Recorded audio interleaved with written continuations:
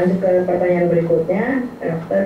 Pak Ustadz, zaman sekarang apa masih ada gandum yang tidak mengandung gluten? Kalau Talbina merupakan tepung gandum yang non gluten, alangkah bahagianya saya dan teman-teman saya, Pak. Mohon penjelasannya.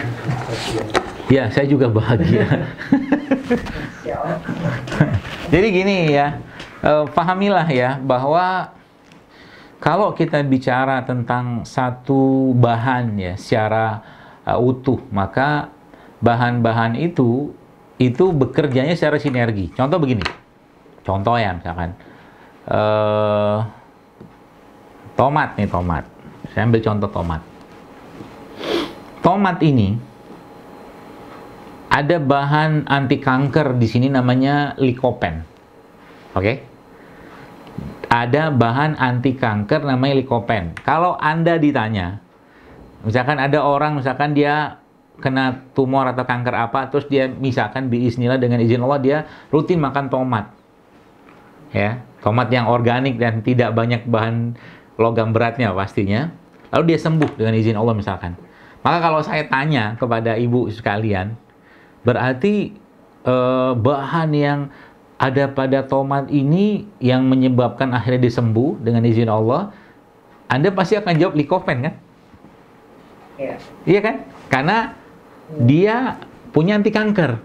Nah gitu loh. Nah, pemahaman kayak begini sebenarnya keliru. Kenapa saya katakan keliru? Karena pertanyaannya, apa dalam tomat ini cuman ada lycopene doang? Oh enggak. Tomat ini isinya apa lagi? Ada seratnya, ada vitaminnya, ada mineralnya, kan gitu kan? Mereka semua bekerja secara sinergi, secara utuh, sehingga kita nyebutnya whole food. Jadi kalau Anda ditanya, apa yang menyebabkan Bapak tadi sembuh? Ya biiznillah pastinya dengan izin Allah setelah dia kena kanker, tumor segala macam dari bahan tomat ini, jawabannya tomat, semuanya tomat. Karena kalau lycopene doang, nggak bisa kerja dia. Allah menciptakan produk-produk ciptaannya seperti ini, mereka semua bekerja secara sinergi.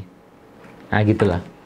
Nah, sekarang ini saya mau menjelaskan supaya penjelasan ini memahamkan Bapak Ibu sekalian, jamaah sekalian, sehingga nanti Anda akan paham, ya, lebih paham. Jadi bukan hanya menjawab satu pertanyaan saja.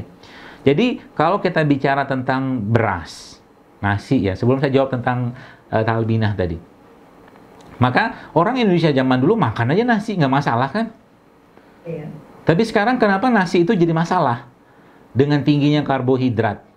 Nah, masalahnya itu adalah banyak, atau mungkin perbedaannya banyak. Zaman dulu penggilingan beras tidak seputih sekarang gitu kan. Jadi beras-beras zaman dulu itu kan masih cenderung beras-beras yang kasar. Karena akhirnya apa? Beras kasar dan nasi atau beras tadi itu masih ada kulit-kulit arinya beras. Tadi. Jadi paham ya? Nah, sehingga itu whole food-nya, whole food. Makanan utuhnya. Oke? Dan yang kedua apa? Zaman dulu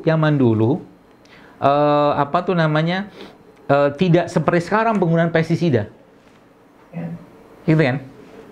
Nah, itu yang kemudian yang ketiga apa? Zaman dulu orang biasanya setelah makan makanan tadi itu mereka beraktivitas fisik. Sehingga makanan yang dimakan akhirnya terbakar. Ya. Nah, terigu, nah sebelum kita bahas talbinah tadi, terigu itu kan sebenarnya sudah banyak sekali ibarat kata mah refinasinya gitu loh. Tepungnya. Jadi kalau dibilang talbinah itu gluten, tapi masalahnya dia tidak seperti gluten biasa, dia masih ada seratnya. Serat dia masih ada.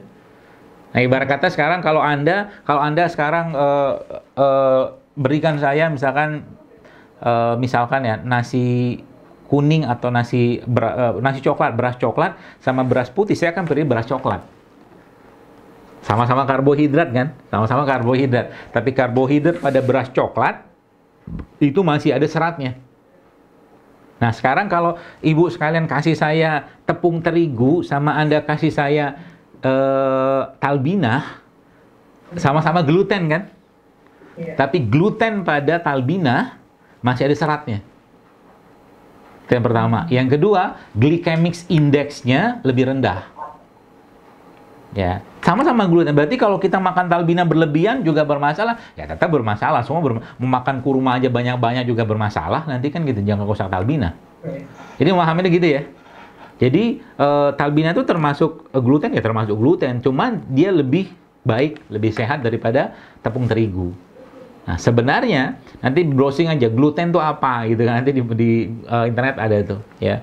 Sekarang sudah banyak, kayak saya misalkan suka pempek, misalkan. Saya udah makan pempek itu sudah pindah ke dunia lain saya. Ih beneran kalau makan pempek itu ampun deh.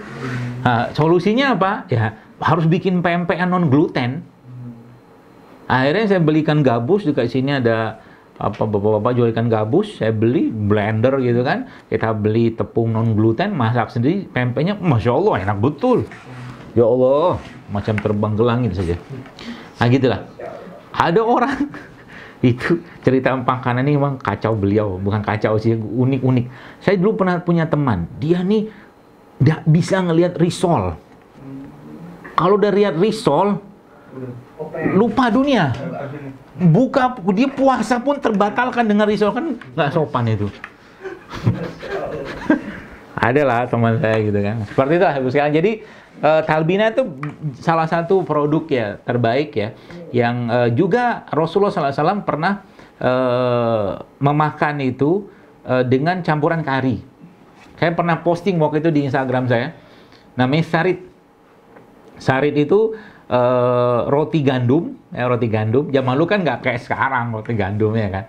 Ngomongnya gandum doang, padahal bukan gandum, campur-campuran gitu. Nah, roti gandum itu dicancur-ancurin, terus dicampurin sama kuah kari. Itu Masya Allah, enak sekali tuh. Karinya pakai santan. Nah, itu sarit namanya. Seratnya segala macam itu, bagi perut kita tuh sangat baik lah ya, seperti itu. Jadi gitu Bu, jadi kita bahagia bersama-sama ya. Jadi karena bahagia ada gluten.